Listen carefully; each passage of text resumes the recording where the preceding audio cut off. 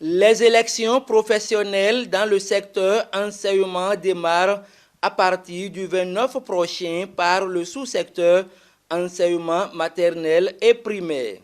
3 listes sont en compétition dans le sous-secteur enseignement secondaire et 5 dans le primaire et la maternelle. Chaque corps va élire son représentant légitime auprès du gouvernement. Les élections sont professionnelles et sectorielles. Sectorielles parce que c'est d'abord chaque corps qui va élire désormais ses représentants, ceux qui vont siéger aux différentes instances de décision, que ce soit au niveau ministériel, au niveau départemental et dans les instances des établissements.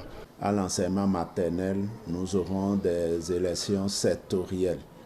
Et quand on parle d'élections sectorielles, c'est qu'on donne la possibilité à l'enseignant de choisir lui-même le syndicat qui doit le défendre ou l'alliance de syndicats qui doit désormais le défendre. C'est une première, puisque avant c'était des désignations. Pour être représentatif, chaque liste doit réunir un suffrage d'au moins 20% au plan national. Vous devez avoir 20% sur le plan national pour être représentatif.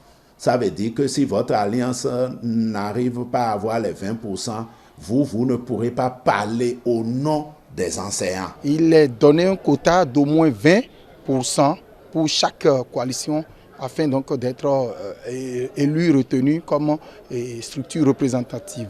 Les votes se feront en ligne.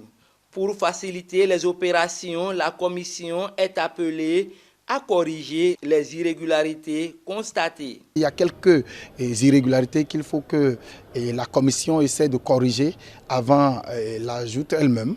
Parce qu'en réalité, on constate que certains numéros de téléphone sont erronés et les exigences de la plateforme utilisée pour la circonstance est que le numéro retenu doit d'office être sur WhatsApp alors que ce n'est pas le cas et par rapport à ce qui a été servi aux collègues tout au début. La campagne s'est ouverte le mercredi 13 mars à 0h pour s'achever le mercredi 27 mars à 0h.